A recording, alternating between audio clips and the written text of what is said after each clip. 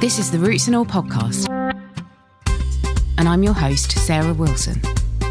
Join me as I talk about all aspects of gardening with some of the top horticulturists from around the world. This episode is brought to you by the team at Vapourer, suppliers of self-watering pots and planters. Vapourer brings decades of experience in state-of-the-art precision manufacturing to bear on its stylish high-functionality range of planters. All Vapourer products are designed in-house and manufactured in the same factory as the iconic Playmobil toys. The complete collection comes in a wide variety of traditional and trend-led colours and shapes, and they're highly reliable for use both indoors and outdoors. The integrated soil irrigation system ensures that the plant receives the perfect amount of water for optimal growth. Thanks to a reservoir that always holds enough water and is controlled by a water level indicator, dried out or overwatered root bales are a thing of the past. Find out more by visiting vapourer.co.uk.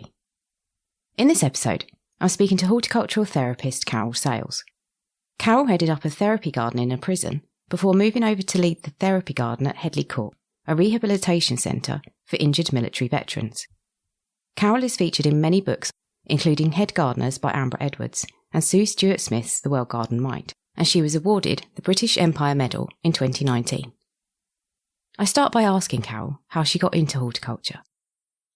When I was about 26, I think, I live in a small village, so we have a village shop, and there was a notice on the notice board saying wanted reliable man for gardening, and that really irritated me.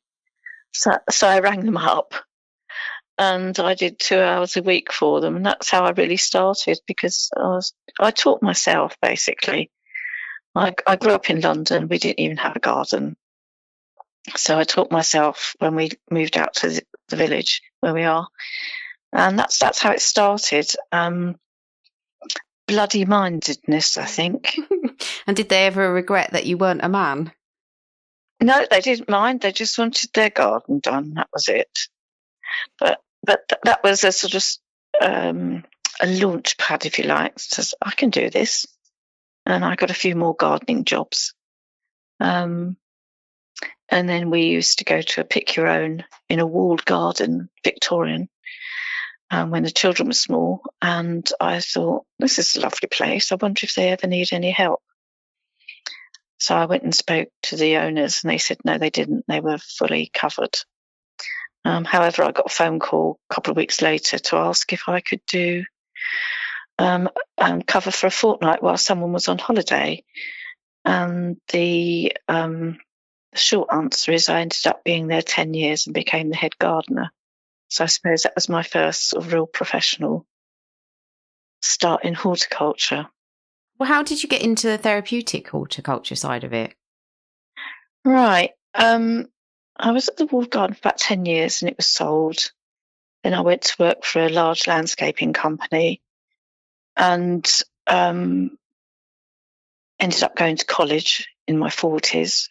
And the college asked me to teach. And then I started looking into teaching opportunities. And I saw a job working in a prison, a closed prison. They wanted someone to set up a horticulture department. So I thought, I can do that. And I was lucky enough to get the job. However, I very quickly realised or saw the therapeutic benefits of horticulture for people. And that was demonstrated by, in a prison, prisoners are only allowed to move from their cells to a workplace or education at certain times. And so movement will be called, the prisoners will be released to go to their workshop or education, and I was attached to education, and they would gather in communal areas, like in education. It might be engineering, making windows, all sorts of things, and then all the numbers have to be radioed in to communications to make sure everybody is where they should be. And during this time, I noticed that a huge amount of tension and hostile behaviour, if you like, and occasionally there would be a fight. But when we were allowed to move again and we went to horticulture, the prisons were entirely different. They were calm, engaged, happy, smiling, enjoying what they were doing. So I realised I made that therapeutic connection between horticulture and what it could mean to people. And a typical comment was, when I'm here, I feel like a human being, which was lovely. And seeing people's behaviour change was also quite dramatic. Men that had never shared anything in their lives suddenly wanted to share their produce and enjoy that as well, share their plants. And just that social interaction changed completely. And that was the beginning of my venture, if you like, into therapeutic horticulture. So then did you move straight from the prison service then to Headley Court? Yes, I did. I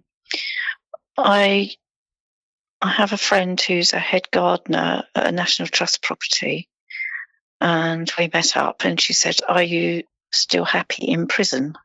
Ha ha. And I said, "Why?" And she said, "Well, I've met someone who wants to set up a horticultural therapy service at Headley Court, and that's not far from you. Are you interested?" And I said, could be. Just pass on my details. And then within days, I received an email from Anna Baker Creswell, who's the founder of High Ground, inviting me for an interview. And that was how, I went through the interview process, etc., and was successful and appointed by High Ground to become the first horticultural therapist to work with serving military personnel injured, obviously. So that's how I ended up at Headley Court. And when was that? How long ago? You must have been quite pioneering, really, there. Yeah, I think it's probably about 8 or 9 years ago now. I can't remember. Old age. Yeah, so it was a very new thing, and very new to the military in particular, and probably seemed a bit weird and wacky. And I was attached to a department called complex trauma, which people had a variety of injuries. It was a simple head injury, not that any head injury is simple, but it would be probably someone with a head injury, PTSD, and a physical injury as well, like maybe a lost limb or an leg or an arm that doesn't work very well, people with strokes. So I worked with all manner of people and supported very well by High Ground and Anna, who came every week without fail to make sure things were running smoothly. But it was seen as a very odd thing to be doing. However, it didn't take long for the head clinicians to realise that this was something that was making a big difference to people.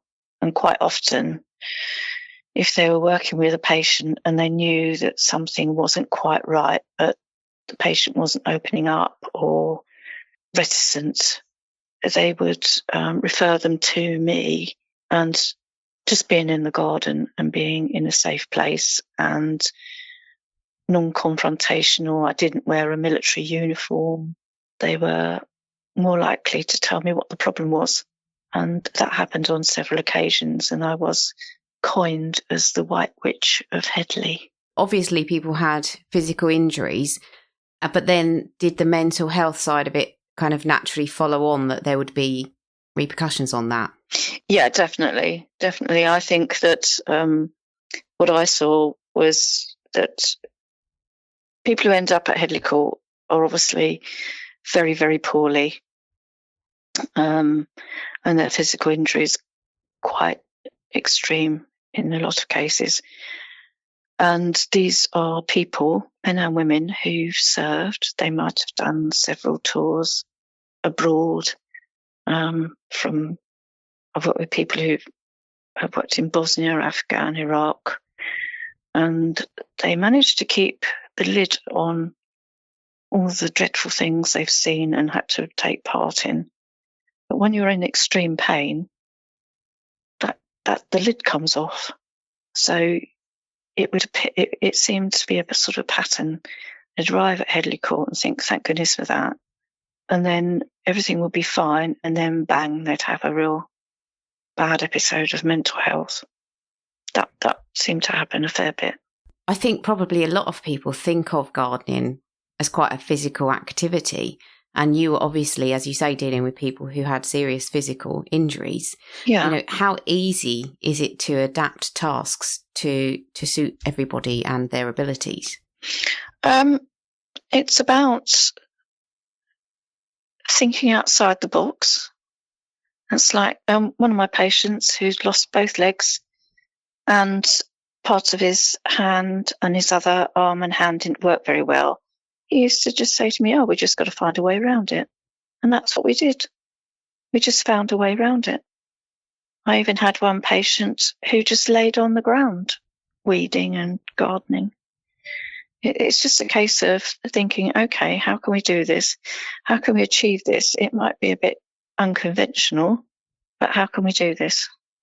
And also, I found that start off with simple things, Don't just say, let's sow seeds. Isn't that wonderful?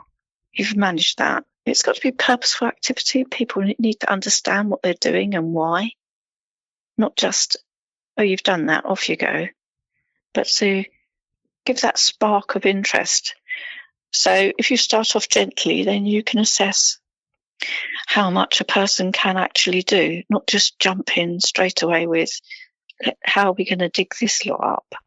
Just start off with simple things. And with that, like sowing a seed, the next time the patient comes, when the seeds are germinated, they can then pot them on and then plant them out and then harvest their own crops. So you can give continuity as well, which is quite important.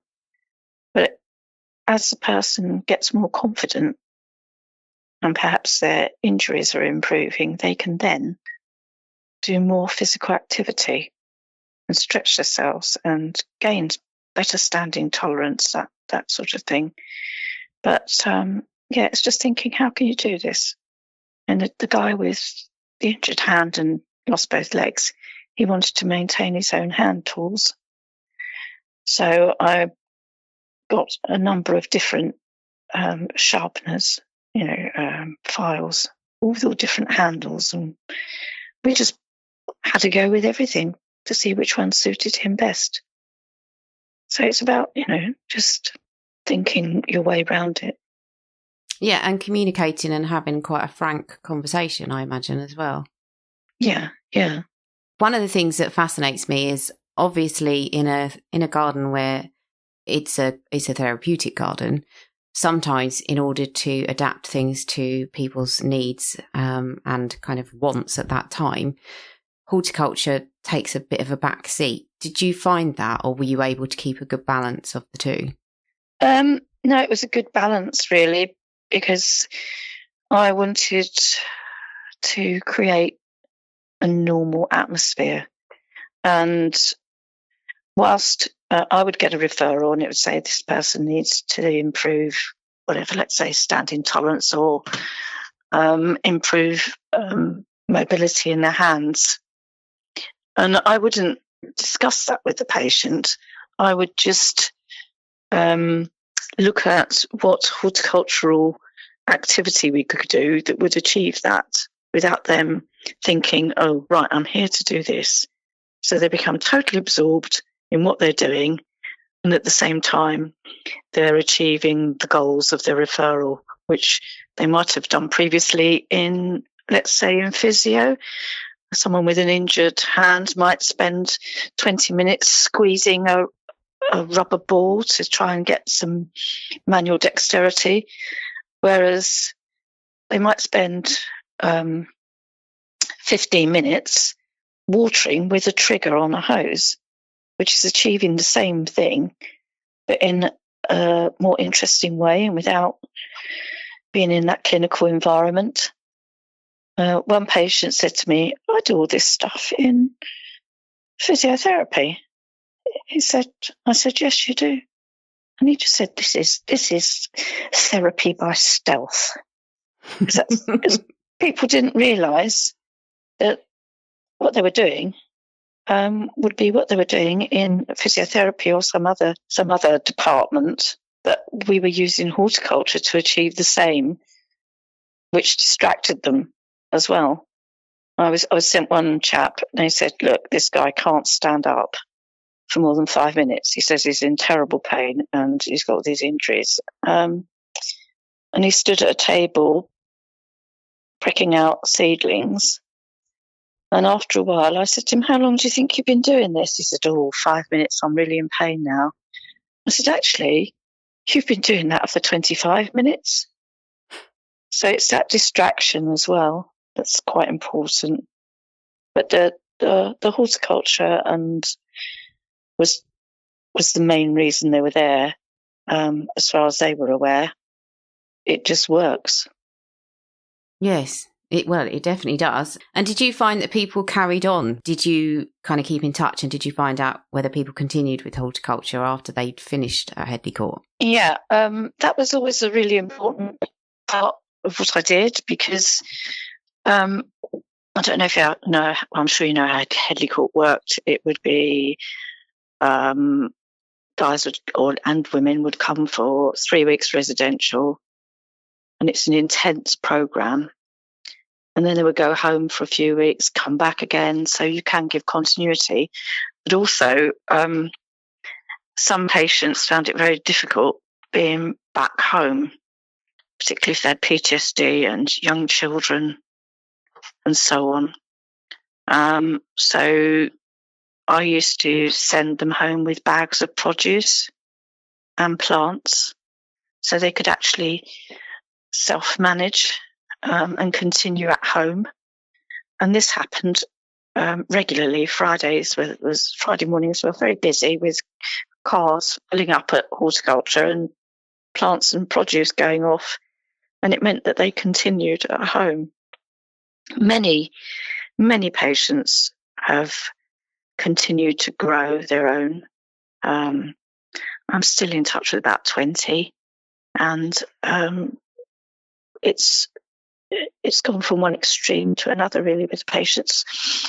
Some have gone on to buy farms in the UK and abroad, having never been involved before. Others have a greenhouse and are growing all their own veggies and so on. And we all keep in touch. And I often get a picture that says, Carol, what's this? Something they've spotted somewhere. I do see some from time to time as well and visit. So, yeah, a good proportion have carried on growing because they use it. They use that to manage themselves in the future and their mental health. Also, one of my old patients she just built her second therapeutic garden on an RAF base. She did one when she was stationed in one place, and she has been transferred to another place and has set up another one there because of the benefits she gained. So that's really good. Yeah, that's fantastic. And actually, that's a nice segue into the next question, which was a lot of people listening to the podcast will work in horticulture professionally, and they may be garden designers, landscape architects. What do you think are some of the important considerations for people who might be designing or setting up a therapy garden? I like people to have texture and fragrance, all those things that encourage people to actually interact with the plants. Think carefully about how the garden will be maintained and who will maintain it. Raised beds are great, but people decide to build a great big raised bed, and then you can't actually reach it across. So that makes it quite difficult. But I think that making it quite mindful as well, because my experiences have been that, I've had patients that have been very, very upset. We've just gone and sat down by the lavender and talked. And then I would say, oh, smell this. What do you think of that? And also taste, plants you can eat, so that you really, really do engage with horticulture. Look at all the senses, sight, sound, taste, touch, so that people don't just walk around without looking. Gardens need looking at, and it takes your mind away from physical injury or mental anguish. That's what I think. Lots of sitting areas too, just to sit amongst the plants and to feel enveloped by the plants. And how about areas to kind of escape to? Is that important? Oh, definitely. I built a garden at Headley. It was to celebrate the centenary of the First World War, and I was asked to do this. And fortunately, I had worked as a garden designer and had my own garden design company at one point.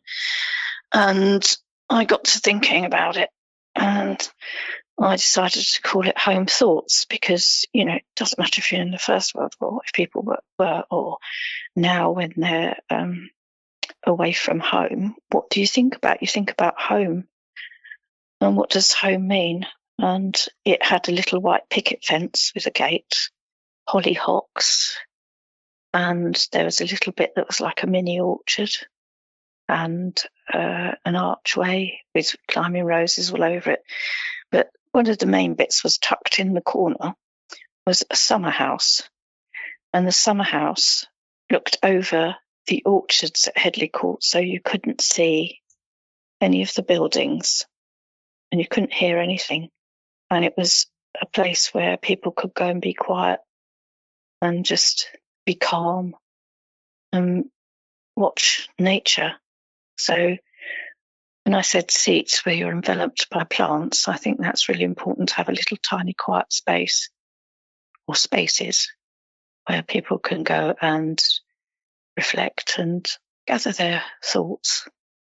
I think you hit the nail on the head there, as well as plants. Just engaging with the wildlife is really important too. Yeah. And just to feel, away from everything, just away from it all, and not, as I said, they couldn't see any buildings, people, and nothing to do with rehab.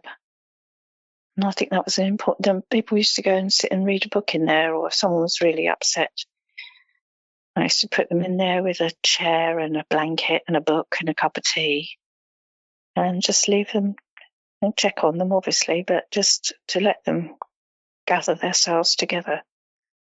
Because it's hard being upset in front of other people. We're not very good at that. And sometimes people just need to be left alone to, gather themselves and be able to carry on. So in terms of challenges, and I'm thinking maybe budgetary, managerial, site constraints, all of those kind of things, what do you think are some of the biggest challenges for those who are setting up and running a therapy garden? I think a big challenge is obviously funding. Funding is really hard for people, because, we're living in difficult times, and not everybody really understands horticultural therapy when you're trying to get funding and support. So Anna was very good at inviting people to come and see for themselves.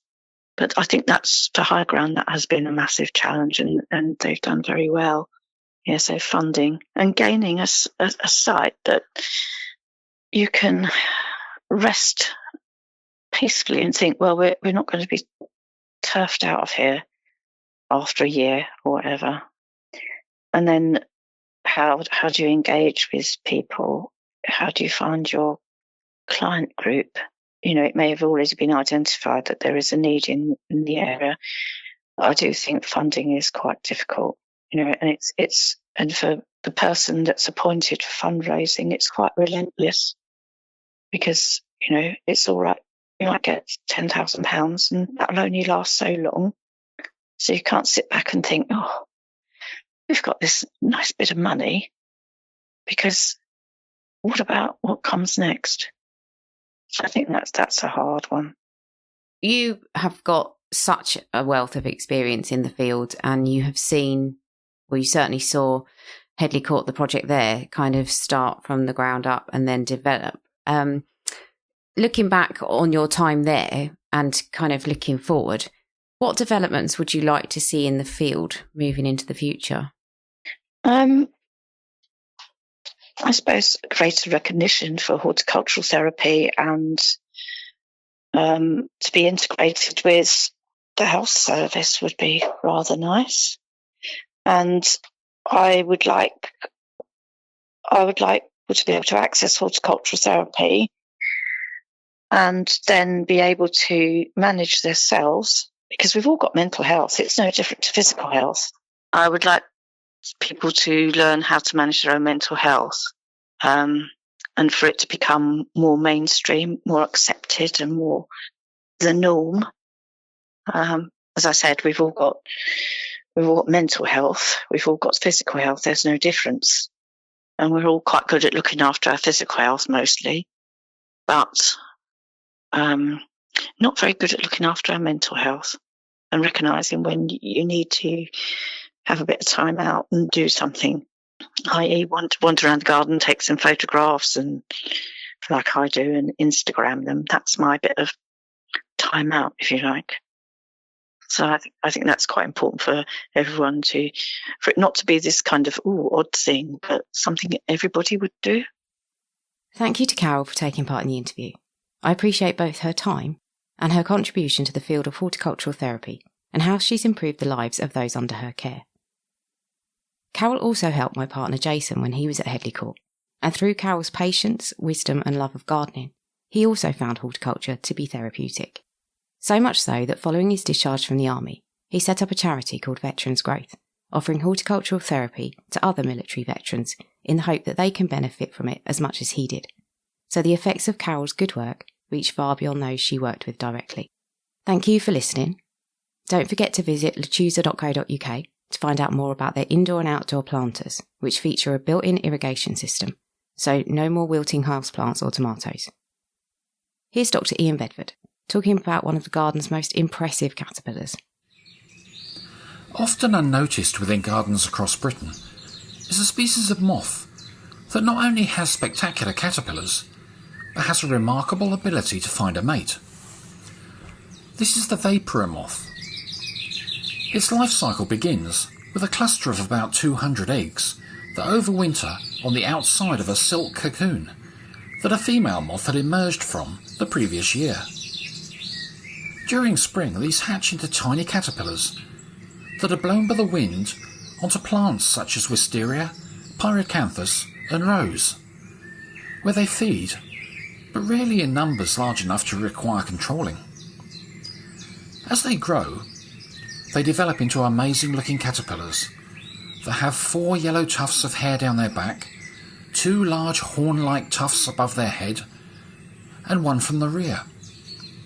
Rows of spiky grey hairs along their sides, sprouting from red and yellow bumps, also provide a clear visual deterrent to any potential predators.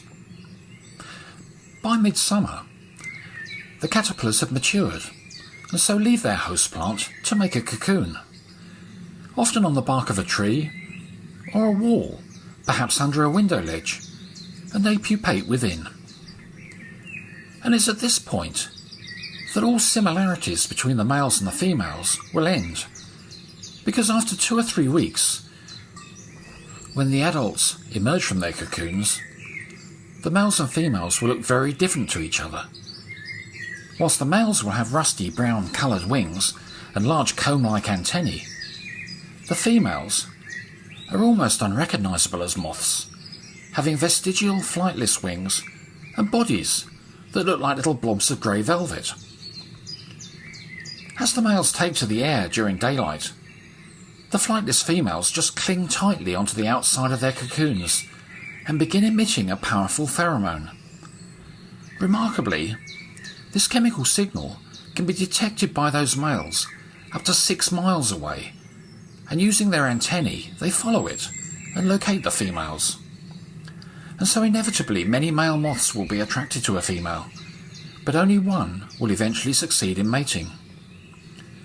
The female will then start laying her now fertilised eggs over the surface of her cocoon, starting at the top and gradually working her way to the bottom, where, weak and empty of eggs, she'll eventually lose grip and tumble to the ground to die, having ensured that her progeny are now ready and waiting for the following spring. You can download or listen to the podcast direct from the website rootsandall.co.uk. Please also check out my Patreon, where you can make a one-off donation or take out a monthly subscription to help support the podcast. Because if you enjoy the show, please help it continue. I also have a GoFundMe where you can make a one-off donation. Even a one-off donation of £1 helps, and I'll be really grateful for your support. So please go to Patreon or GoFundMe and search for Roots and All Podcast.